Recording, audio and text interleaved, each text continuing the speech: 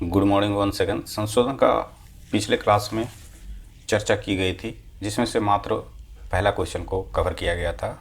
आज पॉलिटी का क्लास को कंटिन्यू करते हुए संशोधन में रिमेनिंग जो क्वेश्चंस हैं उसे कवर करेंगे। तो प्रश्न है, निम्नलिखित में से कौन सा कथन गलत है। पहला है कि संविधान में संशोधन के लिए किसी भी विधेयक को संसद में पेश करने के लिए राष्ट्रपति की पूर्व सहमति की आवश्यकता नहीं है। सभी संविधान संशोधन विधेयक को संसद की कुल सदस्यता के बहुमत और उपस्थित और मतदान करने वाले सदस्यों के 2/3 बहुमत से पारित किया जाना चाहिए। नेक्स्ट ऑप्शन है, 1971 के 24वें संविधान संशोधन अधिनियम ने राष्ट्रपति के लिए संविधान संशोधन विधेयक पर अपनी सहमति देना अनिवार्य बना दिया। तो इसमें से सही उत्तर को चूज करने को कहता है, तो इसमें से केवल 2 को सही माना गया है ना। 2 में कहा गया था कि सभी संविधान संशोधन विधेयक को सदन की कुल सदस्यता के बहुमत और उपस्थित और मतदान करने वाले सदस्यों के 2/3 बहुमत से पारित किया जाना चाहिए। यहाँ पर कहा गया है कि एक्सप्लेनेशन में राष्ट्रपति की इसमें पूर्व सहमति की आवश्यकता नहीं होती है। चूँकि इसमें से गलत कथन को चूज करना है, तो गलत कथन इसमें से ऑप्शन 2 को माना गया है ना। फिर कहता है कथन 3 को सही कहा गया है, क्योंकि 1971 के 24वें संविधान संशोधन अधिनियम ने राष्ट्रपति के लिए संविधान संशोधन विधेयक पर अपनी सहमति देना अनिवार्य कर दिया। इसलिए वह ना तो अपनी सहमति रोक सकता है और ना ही विधेयक को वापस कर सकता है। तो इस तरह से ऑप्शन 3 का एक्सप्लेनेशन है। चलते हैं अगले प्रश्न की ओर। उन प्रावधानों की पहचान करें जिन्हें साधारण बहुमत से संशोधित किया जा सकता है और कूट की सहायता से उत्तर को चुनें। तो यहाँ पर है संसद के विशेषाधिकार, संसद के कोरम, राज्य विधान परिषद का निर्माण, 7वीं अनुसूची और जीएसटी। तो इसमें से सही उत्तर को माना गया है 1, 2 और 3 को। 1 संसद के विशेषाधिकार, फिर दूसरा है संसद के कोरम, फिर है तीसरा है राज्य विधान परिषद का निर्माण। 7वीं अनुसूची और जीएसटी को क्यों नहीं माना गया, तो इसकी चर्चा करते हैं, है ना। इसमें संशोधन के लिए संसद के विशेष बहुमत के और राज्य के अनुसमर्थन की आवश्यकता है, क्योंकि ये प्रावधान संघीय ढांचे के प्रभावित करते हैं पर आधारित है। इस कारण से 4 और 5 को साधारण बहुमत से नहीं बदला जा सकता। अगले प्रश्न की ओर चलते हैं। प्रश्न है, निम्नलिखित में से कौन से प्रावधान राज्य की पुष्टि के लिए विशेष बहुमत से संशोधित किए जा सकते हैं। तो इसमें है राष्ट्रपति का चुनाव और उनका तरीका, फिर है मौलिक अधिकार, फिर है राजनीति के निर्देशक सिद्धांत। तो इसमें से सही कोड को चुनने को कहता है ऑप्शन सी। ऑप्शन सी में कहा गया है मौलिक अधिकार और राजनीति के निर्देशक सिद्धांत। कहता है कि यदि आप किसी चीज़ को कठोर और अस्थायी बनाते हैं तो आप राष्ट्र के विकास, जीवित महत्वपूर्ण जैविक लोगों के विकास को रोकते हैं। संविधान सभा में उपर्युक्त कथन किसने दिया था, तो इसमें से उत्तर होगा पंडित जवाहरलाल नेहरू है। सही विधेयक की पहचान करें जिसे भारतीय संसद के प्रत्येक सदन द्वारा अलग अलग विशेष बहुमत से पारित किया जाना चाहिए। तो इसका है संविधान संशोधन विधेयक। संविधान में विशेष बहुमत के विभिन्न प्रकार हैं। इसमें से है 249। जब अनुच्छेद 249 का बात आएगा तो उसमें कहता है 2/3 सदस्य उपस्थित और मतदान करते हैं। संसद द्वारा राज्य सूची में शामिल विषयों पर कानून बनाने के मामले में इसकी आवश्यकता पड़ती है। फिर कहता है अनुच्छेद 368। ये अनुच्छेद अक्सर न्यूज में बना रहता है। तो इसके बारे में कहता है कि यह उपस्थित और मतदान करने वाले 2/3 सदस्यों और सदन की कुल संख्या के 50% से के बहुमत को संदर्भित करता है। फिर है कि अनुच्छेद 368 राज्य अनुसमर्थन के साथ। इसमें अनुच्छेद 368 को उपर्युक्त प्रक्रिया शामिल है और राज्य के विधानमंडल के आधे सदस्यों को इसे साधारण बहुमत से पारित करने की आवश्यकता है। इसके अलावा आता है अनुच्छेद 361 के बारे में कहता है कि यह सदन की कुल सदस्यता के केवल 2/3 भाग को संदर्भित करता है। फिर है पूर्ण बहुमत। इसे पारित करने के लिए सदन की कुल शक्ति के 50% से अधिक की आवश्यकता होती है। फिर है प्रभावी बहुमत। यह सदन की प्रभावी शक्ति के 50% से अधिक बहुमत को संदर्भित करता है, जिसका अर्थ अनुपस्थित, अयोग्य और मरने वाले सदस्यों को छोड़कर है। तो इस प्रकार से क्वेश्चन बन सकता है कि प्रभावी बहुमत किसे कहते हैं, पूर्ण बहुमत किसे कहते हैं, अनुच्छेद 368 के अंतर्गत अनुसमर्थन क्या है, यानी कितने लोगों की आवश्यकता पड़ती है किसी भी विधेयक को समर्थन देने के लिए। तो इसे आप याद कर लें। प्रश्न है, भारतीय संविधान का पहला संशोधन कब पारित किया गया था? तो इसका उत्तर होगा ऑप्शन बी, 1950। भारतीय संविधान में पहला संशोधन 1951। भारतीय संविधान में पहला संशोधन 1951 में पंडित जवाहरलाल नेहरू के प्रधानमंत्रित्व काल में हुआ था। इसने 15, 19, 85, 87, 174, 176, 341, 342, 372 और 376 जैसे अनुच्छेदों में संशोधन किया। इसमें इसने 9वीं अनुसूची भी जोड़ा, जिसके तहत रखे गए कानून को न्यायिक समीक्षा से मुक्त कर दिया।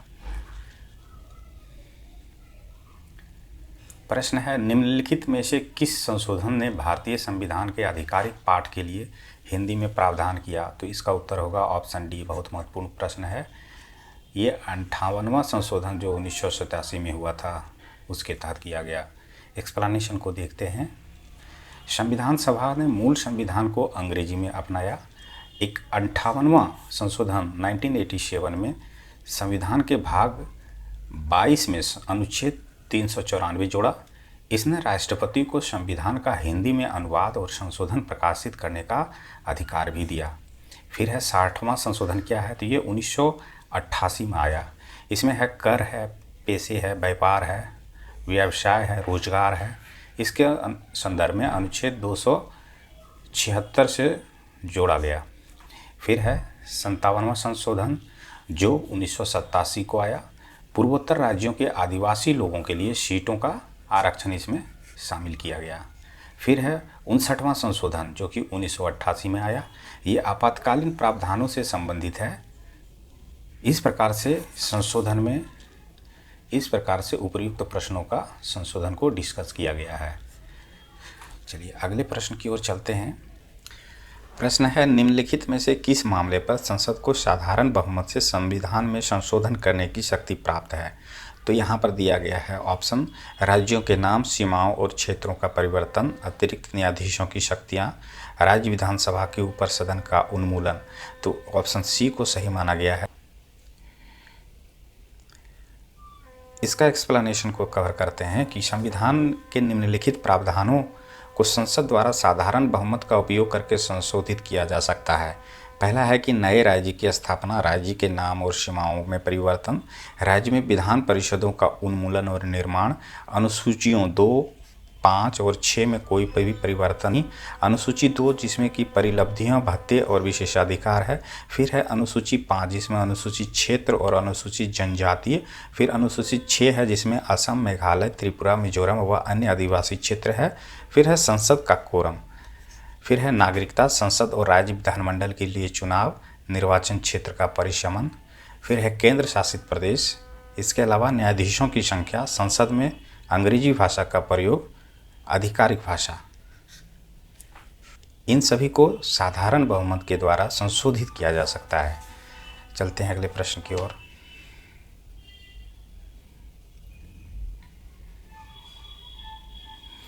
प्रश्न है, संसद के प्रत्येक सदन द्वारा पारित होने के बाद संविधान संशोधन विधेयक प्राप्त होने पर राष्ट्रपति क्या करता है?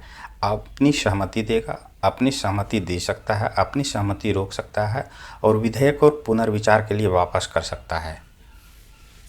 तो इसका उत्तर होगा ऑप्शन ए, अपनी सहमति देगा। इसका एक्सप्लेनेशन को देखते हैं। एक्सप्लेनेशन को कवर करते हैं कि 24वें संविधान संशोधन अधिनियम 1971 के अनुसार राष्ट्रपति के लिए संविधान संशोधन विधेयक पर अपनी सहमति देना अनिवार्य है। प्रश्न यहाँ से भी बन सकता है। फिर कहता है कि संविधान संशोधन विधेयक को संसद के दोनों सदनों द्वारा अलग अलग विशेष बहुमत से पारित किया जाना चाहिए। फिर कहता है विशेष बहुमत के लिए सदन के उपस्थित और मतदान करने वाले 2/3 सदस्यों की कुल सदस्यता का 50% से अधिक मतों की आवश्यकता होती है।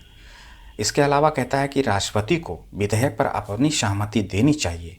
राष्ट्रपति विधेयक को संसद के पुनर्विचार के लिए ना तो रोक सकता है और ना ही लौटा सकता है। तो इस प्रकार से इसका एक्सप्लेनेशन था। नेक्स्ट प्रश्न है, प्रथम संशोधन अधिनियम 1951 के संबंध में निम्नलिखित कथनों पर विचार करें। कथन है कि संशोधन में संपदा के अधिग्रहण आदि के संबंधित कानूनों को बचाने का प्रावधान किया गया। दूसरा है कि भूमि सुधार और इसमें शामिल अन्य कानूनों को न्यायिक समीक्षा से बचाने के लिए 9वीं अनुसूची जोड़ी गई। तीसरा है, अधिकरण ने स्पष्ट किया कि राज्य व्यापार और राज्य द्वारा किसी भी व्यापार या व्यवसाय का राष्ट्रीयकरण व्यापार या व्यवसाय के अधिकरण के उल्लंघन जैसे आधारों पर अमान्य नहीं है। इसके अलावा कहता है कि संशोधन के माध्यम से अनुच्छेद 31A और 31B डाले गए। तो उपर्युक्त कथनों में से कौन से कथन सही हैं? तो कहा गया है कि उपर्युक्त में से सभी कथन को सही माना गया है। एक्सप्लेनेशन को देखते हैं। देखिए, एक को सही माना गया है क्योंकि प्रथम संशोधन अधिनियम का उद्देश्य संपदा के अधिग्रहण और अन्य मामलों के संबंधित कानूनों को बचाना था। दूसरा को सही है क्योंकि भूमि सुधार और इसमें शामिल अन्य कानूनों के लिए न्यायिक समीक्षा के सुरक्षा प्रदान करने के लिए इन संशोधन को 9वीं अनुसूची पेश की गई थी। फिर तीसरा सही माना गया है क्योंकि प्रथम संशोधन अधिनियम ने राज्य व्यापार और व्यवसाय का राष्ट्रीयकरण की वैधता को संबोधित करते हुए कहा कि राज्य द्वारा इस तरह की कार्रवाइयों को व्यापार या व्यवसाय के अधिकार के उल्लंघन जैसे आधार पर अमान्य नहीं माना जाएगा। फिर चौथा कथन को सही माना गया। अनुच्छेद 31A और अनुच्छेद 31B वास्तव में प्रथम संशोधन अधिनियम के माध्यम से संविधान में डाले गए। अनुच्छेद 31 कृषि सुधारों से संबंधित कानून को सुरक्षा प्रदान करता है, जबकि अनुच्छेद 31B कुछ अधिनियमों और विनियमों को मान्यता प्रदान करता है। ये देखिए, इसका ये और ये सेम रिपीटेशन है ना। अगले प्रश्न की ओर चलते हैं। प्रश्न है, संविधान में संशोधन की प्रक्रिया जैसा कि अनुच्छेद 368 में उल्लेखित है में शामिल है। संविधान संशोधन केवल लोकसभा में पेश करके शुरू किया जा सकता है। फिर कहता है, सभी संवैधानिक विधेयक को सार्वजनिक विधेयक माना जाता है जिन्हें मंत्री द्वारा प्रस्तुत करने की आवश्यकता होती है। तीसरा कहता है, विधेयक पेश करने के लिए राष्ट्रपति की पूर्व संस्तुति की आवश्यकता नहीं है। फिर है, विधेयक को प्रत्येक सदन में विशेष बहुमत के माध्यम से मंजूरी मिलनी चाहिए। तो दिए गए कोड का उपयोग करके सही उत्तर का चयन करें। तो इसमें से 3 और 4 को सही माना गया है ना। बाकी 1 को गलत और 2 को गलत माना गया है। क्यों गलत माना गया है इसे देखते हैं। देखिए, कथन 1 गलत है क्योंकि संवैधानिक संशोधन को शुरुआत लोकसभा या राज्यसभा में पेश करके करने तक सीमित है। फिर 2 को गलत क्यों माना गया? क्योंकि कथन 3 सही है। संवैधानिक विधेयक राष्ट्रपति की पूर्व अनुमति के बिना किसी मंत्री या निजी सदस्य द्वारा पेश किए जा सकते हैं। महत्वपूर्ण संवैधानिक संशोधन के बारे में जानकारी पर विचार करें। भारत में आंतरिक आपातकाल के दौरान 38वें और 39वें संशोधन अधिनियम लागू किए गए थे। फिर कहता है, 42वें संशोधन अधिनियम ने न्यायिक समीक्षा की शक्तियों को सीमित कर दिया। फिर कहता है, 52वें संविधान अधिनियम ने संविधान में दल बदल के खिलाफ प्रावधान पेश किए गए। तो सही उत्तर को चूज करना है। इसमें कहा गया है कि 1, 2 और 3 तीनों सही है। इस प्रकार से उपर्युक्त प्रश्नों का एक्सप्लेनेशन है। इसे पॉज करके देख सकते हैं। अगले प्रश्न की ओर चलते हैं। देखिए, प्रश्न कहता है, निम्नलिखित कथनों पर विचार करें। कथन है कि भारत के संविधान में संशोधन से संबंधित विधेयक केवल लोकसभा में पेश किया जा सकता है। दूसरा कहता है, यदि ऐसा संशोधन संविधान के संघीय चरित्र में परिवर्तन करना चाहता है तो सभी राज्यों की स्वीकृति आवश्यक है। तो उपर्युक्त दिए गए कथन में से कौन से कथन सही हैं? तो कहता है कि ना तो 1 और ना ही 2। क्यों? तो इसका एक्सप्लेनेशन को देखते हैं। कथन 1 गलत है क्योंकि भारत के संविधान में संशोधन से संबंधित विधेयक संसद के दोनों सदनों में से किसी एक में पेश किया जा सकता है। विधेयक को राज्य विधानमंडल में पेश नहीं किया जा सकता। फिर कहता है, कथन 2 गलत है। यदि ऐसा संशोधन संविधान के संघीय चरित्र में परिवर्तन करता है तो आधे राज्यों का अनुसमर्थन की आवश्यकता है। तो कहता है, आधे राज्यों के अनुसमर्थन की आवश्यकता है, सभी की नहीं, है ना। यहाँ पर कहा गया है सभी राज्यों नहीं, आधे राज्यों की अनुसमर्थन होगी। फिर कहता है, भारत में संविधान संशोधन से संबंधित निम्नलिखित कथनों पर विचार करें। राज्य को संशोधन आरंभ करने का अधिकार नहीं है। फिर कहता है, संवैधानिक संशोधन के संबंध में विवादों को हल करने के लिए संसद की संयुक्त बैठक। फिर कहता है, यदि विधेयक संघीय प्रावधानों में संशोधन करना चाहता है तो इसे आधे राज्यों की विधानसभाओं द्वारा साधारण बहुमत से अनुसमर्थित किया जाना चाहिए। तो उपर्युक्त में से कौन से कथन गलत हैं? तो इसमें से बी को गलत माना गया है। बी को दर्शाया गया है कि 2। ये इस प्रकार से हम लोग जो संविधान में संशोधन हुए हैं और संशोधन की प्रक्रिया क्या है, उसके महत्वपूर्ण प्रश्नों को देख चुके हैं। हालांकि इसकी डेप्थ का कमी नहीं है। आप चाहें तो घटना चक्र से भी प्रश्न उत्तर कर सकते हैं, आप चाहें तो लक्ष्मीकांत को भी पढ़ सकते हैं। लेकिन जो इस बुकलेट में जो मुख्य प्रश्नों को दिया गया था उसे कवर किया गया है। दूसरे क्लास में हम लोग मूल संरचना पर ध्यान देंगे। और अगर वीडियो पसंद आए तो फिर वही है, रिक्वेस्ट है कि लाइक ज़रूर करें, सब्सक्राइब करें और वीडियो को शेयर करें, है ना। अपने कमेंट को ज़रूर कमेंट बॉक्स में लिखें। तो इस प्रकार से था ये MCQ वीडियो। देखने के लिए आप सभी का बहुत बहुत धन्यवाद।